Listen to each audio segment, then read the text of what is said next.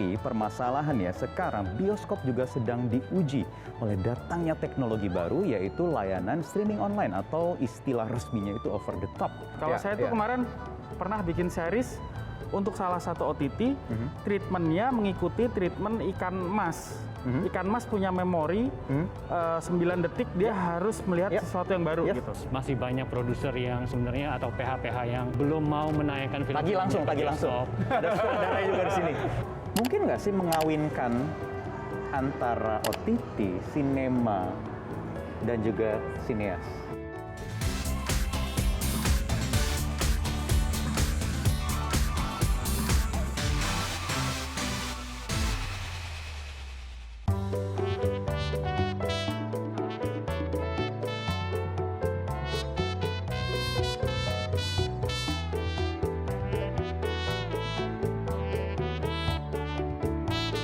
Sih. Teknologi selalu bersifat revolusioner, termasuk di industri perfilman. Cara menonton kita selalu dipengaruhi dengan perkembangan evolusi teknologi yang ada. 30 sampai 40 tahun yang lalu misalnya kita kenal dengan istilah layar tancap atau istilah misbar alias gerimis bubar. Kalau gerimis nggak ada yang nonton. Lari semuanya penonton meninggalkan layar tancap untuk pergi ke tempat-tempat seperti ini, bioskop, teater, sinema yang lebih nyaman. Audio visualnya secara sinematografi juga lebih canggih. Gerimis nggak bubar, tinggal pesan tiket secara online atau langsung. Bisa pesan makanan, tiketnya langsung jadi. Tapi permasalahannya sekarang bioskop juga sedang diuji oleh datangnya teknologi baru, yaitu layanan streaming online atau istilah resminya itu over the top.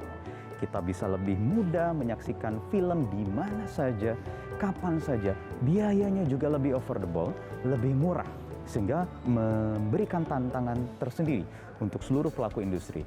Ada data yang sangat menarik di awal pandemi kemarin di 2020 misalnya. Platform-platform layanan streaming film online itu mengalami pertumbuhan yang cukup pesat. Netflix mengalami penambahan 15 juta pengguna atau membership. Ada juga GoPlay yang mengalami pertumbuhan 10 kali lipat. Dan juga video yang ada di top chart aplikasi teratas.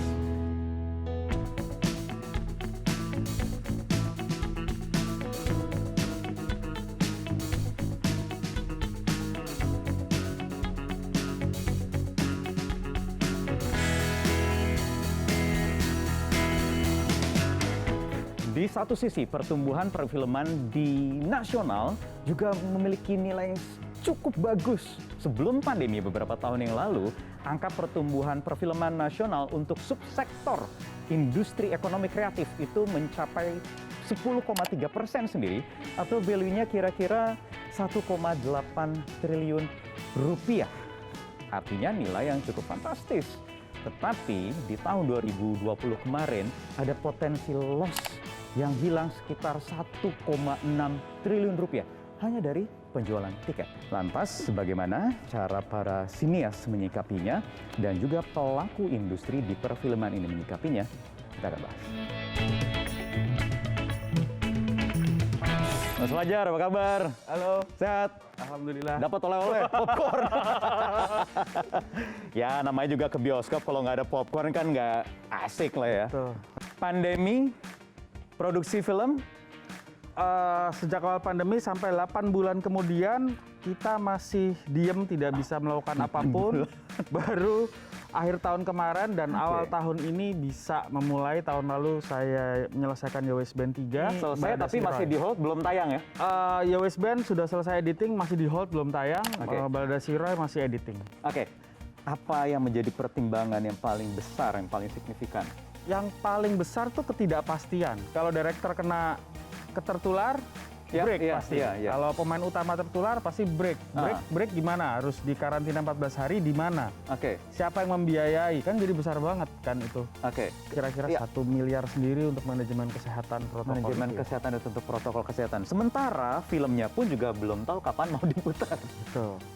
Belum tahu apakah yang nonton sudah berani berjuta-juta kah? sinema tuh terancam oleh OTT, over the top, streaming online.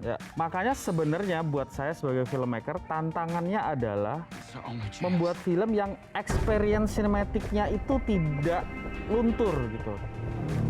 Ini trailer Kong nih. Wah, Godzilla. nih kan kalau Hollywood jualannya kan sensasi. Iya. Bagaimana dua makhluk monster gede berantem kalau di hutan biasa. Iya, benar. Berantemnya di kota. Itu kan yang dijual. Nah, kita tuh apa? Film Indonesia. Masa mau jual baper doang, mau jual ini lama-lama orang bosan. Seperti ini nih. Ini experience, ini adalah sensasi yang harus dibuat terus dalam film-film yang dibikin oleh filmmaker. Sutradara seperti saya harus punya daya, punya usaha untuk terus membuat experience itu menjadi menarik bagi penonton. Bukan hanya ceritanya saja, tetapi ya sensasi yang dibangun, ada audionya, visual, semua segala macam. Yes. Yang itu tidak bisa didapat di smartphone misalnya. Betul. Nah, cerita itu ya sudah excellent, nggak usah disebut misalnya. Dia udah menjadi dasar yang paling penting untuk membuat sebuah film. Sisanya elemen audio dan visualnya itu harus kita terus maksimalkan. Karena bioskop juga punya fasilitas itu. Sound mereka berkembang, ruangan mereka berkembang, layar mereka berkembang. Studio 1 filmnya babuk-babuk, orang tuh lebih, itu apa ya? Oke. Even kita lagi film nonton Sebenarnya biasa sama, saya dari dulu picky. Kalau menonton bioskop, nonton yang berisik gitu, supaya dapat sensasinya itu tadi. Kemarin ada movie maker, senias, juga aktor yang menghadap ke presiden. Iya, menghadap presiden. Karena kan negara punya dana PEN ya, pemulihan ekonomi nasional. Nah, mereka berharap dana itu juga ada yang dialokasikan untuk karena pada saat bioskop full dibuka, produser mana nih yang akan menjadikan filmnya tayang hari pertama, tayang minggu kedua, tayang minggu ketiga gitu kan? It's a big gambling kan? Iya, bentuk insentif apa yang diharapkan Mas Nugros dan teman-teman? Kita berharap ada insentif untuk produser yang berani menayangkan filmnya pada hari-hari awal itu. Jadi misalnya dihitung penontonnya ternyata hanya 100.000, sementara budgetnya berapa nih? Kita lihat. Oke, berarti ada insentif pemerintah. Oke, budget penonton itu dikali 2 kayak dikali 3 atau dikali 4. Dan itu di-share kepada bioskop dan kepada produsernya gitu. Ya udah kalau gitu kita nonton dulu. Oke.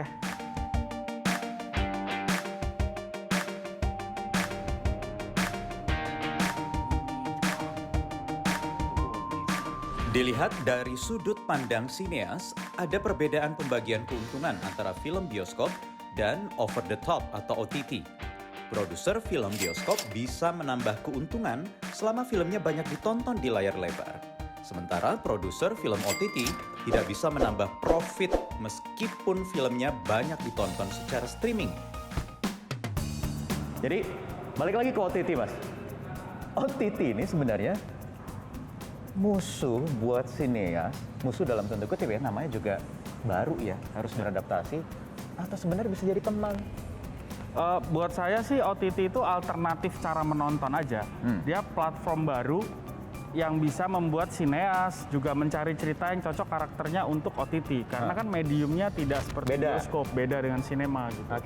Jadi apa cerita yang tepat, apa sistem yang tepat, apa editing yang tepat. Kalau saya tuh kemarin pernah bikin series untuk salah satu OTT, treatmentnya mengikuti treatment ikan mas. Ikan mas punya memori 9 detik dia harus melihat sesuatu yang baru gitu. Nah, manusia juga begitu, makanya IG story hanya 14 second. Jadi biar nggak boring, biar nggak bosen, editing saya gerakin tiap 14 second di series itu, dan lumayan ratingnya jadi bagus. Distraksinya kan lebih gede. Iya, ini perspektif dari sini. Saya mau ngajak Mas Fajar ketemu teman saya, Hariman Khalid, PR-nya CGV. Ini pernah lihat juga di Metro TV. Apa kabar Mas Hariman? Man? Fajar, Bayu, thank you. Siaran dulu bareng. Lagi ngebahas soal sinema, OTT, sineas bagaimana. Ini sineas kan ada di tengah-tengah, Man. Yes. Antara sinema dan juga OTT. Kalau lo dari eksibitor, melihatnya seperti apa? Sampai saat ini film-film yang ditayangkan juga masih sangat-sangat terbatas, masih banyak produser yang sebenarnya atau PH-PH yang masih belum mau menayangkan film. Tagih langsung. Ada sutradara juga di sini. Tapi kalau lo Mas Fajar, kalau sineas produser ini kan posisinya mungkin di tengah-tengah ya, kayak gini lah mungkin simulasinya ya. di antara sinema, ya kan, di antara dua pilihan sinema dan OTT itu bagaimana melihatnya, menghadapinya dari sisi bisnisnya, produksinya? Ya. Kalau gue sih ngelihatnya sinema dan OTT itu ya hanya alternatif medium aja gitu. Kita harus punya strategi karya mana yang akan ditayangkan di bioskop dan karya mana yang akan ditayangkan di OTT supaya keduanya tetap bisa jalan atau seimbang gitu kan. Nggak mungkin kita membuatnya sama. Jadi produksinya memang udah dibedakan ya? Iya, harus dibedakan, treatmentnya juga harus dibedakan. Jadi ada beda antara orang nonton di OTT dan orang nonton di bioskop. Nah, perbedaan itu harus clear, makanya kita harus tarik jarak banget antara beda karya itu. Jadi supaya orang juga tahu experience-nya, oh gue akan bayar lebih untuk mana dan gue akan bayar lebih untuk kesini gitu. Jadi udah jelas. Dulu ada campaign di rumah aja gitu. Nah sekarang pemerintah juga harus lakukan campaign yang sama untuk membuat orang merasa nyaman pergi kemanapun mereka mau berbisnis, beraktivitas sih, supaya fair gitu. Karena kan nggak bisa campaign di rumah aja dari pemerintah, harus dilawan sama bioskop sendiri campaign, dilawan dengan sineas sendiri campaign atau pelaku usaha lain gitu. Iya. Gue ada satu pertanyaan yang harus dijawab Mas Fajar dan juga Iman nih. Ini mungkin terlihat agak naif, tapi karena gue bukan orang yang terlibat di industri perfilman, termasuk juga Iman, seperti Iman, mungkin nggak sih mengawinkan antara OTT, sinema, dan juga sineas? But at the end of the day, abis dari bioskop memang bisa ke OTT, tapi problemnya sekarang adalah berapa jangka waktunya. Jadi tidak bisa, misalnya kita tayang di bioskop bulan Januari, Februari udah di OTT, ya orang akan nunggu gitu. Nah, itu dia. Itu sih Itu dia maksud gue, harus yang ada kesepakatan bersama antara para produser. Oke. Karena kan OTT dan bioskop hanya platform dan platform gitu. Tapi produser yang harus sepakat, jangan sampai oke gue akan nunggu film gue 6 bulan baru bisa tayang di OTT, jadi supaya orang ke bioskop dulu. Tapi terus ada produser lain yang tiba-tiba nyelonong 2 bulan, sebulan. Karena kan kemarin selama pandemi aja ya, kita tahu film-film Hollywood internasional itu banyak yang rilisnya bukan di sinema. Ya.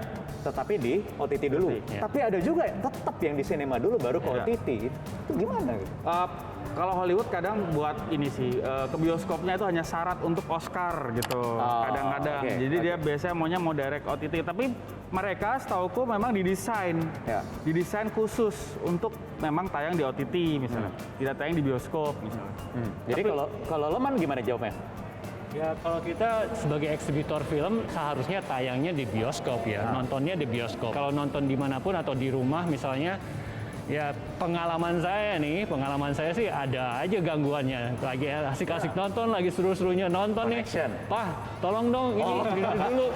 Galon habis. Atau anak, Pak tolong bantuin ini dong, tolong pindahin ini. Oke, thank you banget Mas Fajar. Thank you banget ya. Mudah-mudahan ini bisa pulih semua segera. Amin. Industri perfilman nasional sumbangsihnya bisa terasa lagi seperti 2-3 tahun lalu ketika sebelum pandemi. Untuk sektor rekraf itu cukup besar, 10% sendiri. Betul. Thank you semuanya. Thank you. Sejak akhir abad 19, film menjadi pilihan bagi kita untuk bisa menikmati kisah atau cerita yang dulu hanya bisa kita baca, tapi sekarang disajikan secara audio dan juga visual. Kita bisa terlibat emosi yang ada dari film yang kita saksikan. Bayangkan ketika Anda menonton film, misalnya Dilan. Dan jangan rindu. Kenapa? Berat. Kamu nggak akan kuat. Biar aku saja. Saya ingat waktu masa-masa SMA di tahun 90-an. Atau mungkin Anda ketika menyaksikan film Ada Apa Dengan Cinta. Kita nggak usah berhubungan lagi. Ku hanya ingin mencintai.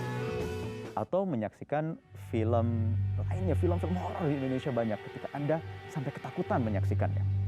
Ada karyawan pabrik digangguin sama sundel bolong. Katanya penjelmaan ibu. Ada beberapa berita yang membicarakan hal yang tidak-tidak. Itulah film yang bisa menjadi sarana macam-macam. Bisa edukasi, bisa rekreasi, bisa menjadi hiburan kita, dan bisa memberikan perspektif macam-macam. Mediumnya, ya tergantung teknologi, pilihan Anda. Teknologi datang untuk bisa menjadikan kita disajikan berbagai macam pilihan. Kita akan terus mencari film, apapun teknologi, apapun medianya. Saya Wahyu Wiwoho, kita berjumpa lagi di 15 Minutes Pekan. Nonton dulu.